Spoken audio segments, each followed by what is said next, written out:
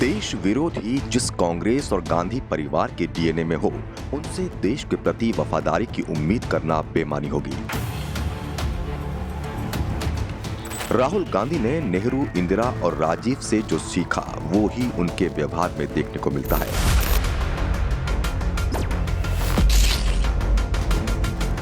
राहुल को भी अपने पूर्वजों की तरह भारत से ज्यादा चीन पसंद है, और चीन पसंद हो भी क्यों नहीं, क्योंकि वो चीन ही तो है जो कांग्रेस और गांधी परिवार को फंडिंग करता है। कांग्रेस ने सत्ता में रहते हुए राजीव गांधी फाउंडेशन के नाम पर चीन से मोटी रकम ली।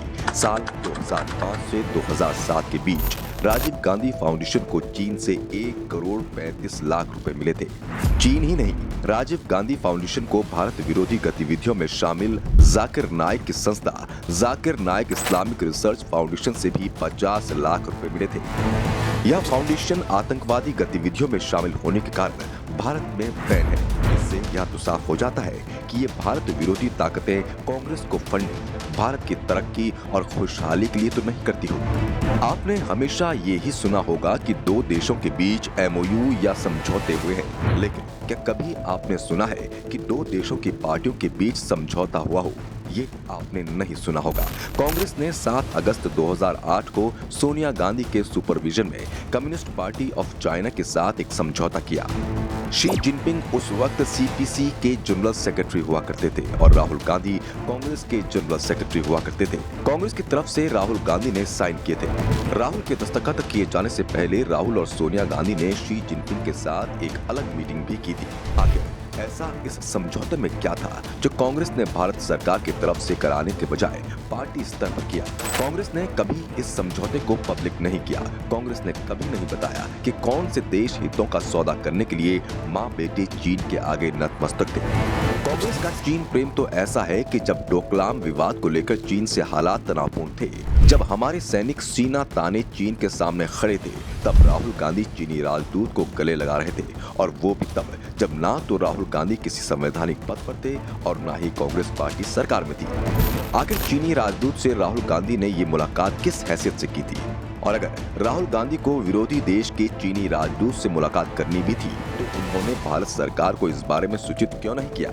और वो कहते हैं ना कि चोर की दाढ़ी में तिनका, ऐसा ही कुछ हाल उस वक्त कांग्रेस का था जब ये खबर सामने आई कि राहुल गांधी ने चीनी राजदूत से मुलाकात की है।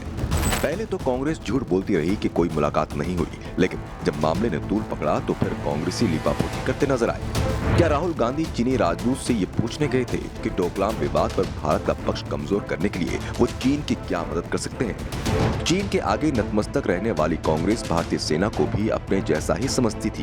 तभी सालों भारतीय सेना को दबाने वाली कांग्रेस के सत्ता से जाते ही जब बीजेपी सरकार ने आर्मी को फ्री हैंड दिया, तो उसके परिणाम सर्जिकल स्ट्राइक के रूप में सामने आए। लेकिन भारत विरोधी सोच रखने वाली कांग्रेस ने भारतीय सेना के शौर्य पर सवाल उठाते हुए सेना से ही सर्जिकल स्ट्राइक के सबूत मांग लिए। सर्जिकल स्ट्राइक की बात करते हैं कि हमने इतने लोग मार गिराए,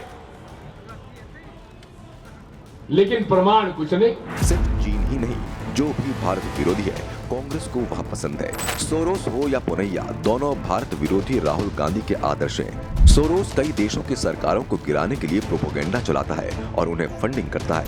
भारत में हुए CAA प्रोटेस्ट को बढ़ावा देने में भी जॉर्ज सोरोस का नाम आया था। सोरोस को लगता है कि वो अपनी राहुल गांधी नाम की कठपुतली के द्वारा भारत में भी ऐसा कर सकता है। राहुल गांधी की भारत जोड़ो यात्रा में भी सारी भारत विरोधी ताकतें देखने को मिली। इस भारत जोड़ो यात्रा में सोरोस का खास सलील शेट्टी राहुल के कंधे से कंधा मिलाकर चलता नजर आया। हर्ष मंदर, जो सोनिया गांधी का करीबी है, वह भी सोरोस के पैसों से भारत विरोधी गतिविधियों को अंजाम देता है। जो जॉर्ज सोरोस यह समझता है कि वह दुनिया को अपने इशारे पर चलाएगा, तो वो भूल रहा है कि दुनिया का तो पता नहीं, लेकिन भारत किसी के इशारे पर नहीं चलेगा। ये नया भारत है, ना ये इशारों पर चलता है और ना ही दूसरों के इशारों पर चलने वालों को बख्शता है। लेकिन कांग्रेस को यह बात समझ नहीं आ रही है। समझ भी कैसे आए, क्योंकि राहुल गांधी ज्ञान भी तो जॉर्ज पुनैया जैसों से लेते हैं। अगर आप भूल रहे हैं तो आपको याद दिला दें कि जॉर्ज पुनैया वही हैं जो भारत माता का अपमान करता है और हिंदू देवी देवताओं का अपमान करता है, और राहुल गांधी बैठे हुए चुपचाप सुन लेते हैं।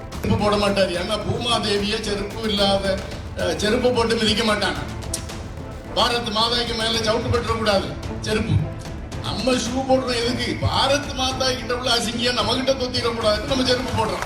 தேவியால நமக்கு சொறி சிறங்கெல்லாம் வந்துடக்கூடாதுன்னு சொல்லி தமிழக அரசு இலவச செருப்பை கொடுத்துட்டு, இந்த பூமாதேவி ரொம்ப டேஞ்சரஸ் ஆளு, चोरी पिടിக்கும், चरंग पिടിக்கும். भारत माता का अपमान करने वालों को राहुल गांधी चुपचाप इसलिए भी सुन लेते हैं क्योंकि वो खुद विदेशी धरती पर जाकर भारत का अपमान करते हैं। राहुल गांधी विदेशी धरती पर जाकर भारतीय लोकतंत्र पर सवाल उठाते हैं और भारतीय लोकतंत्र को खतरे में बताते हैं।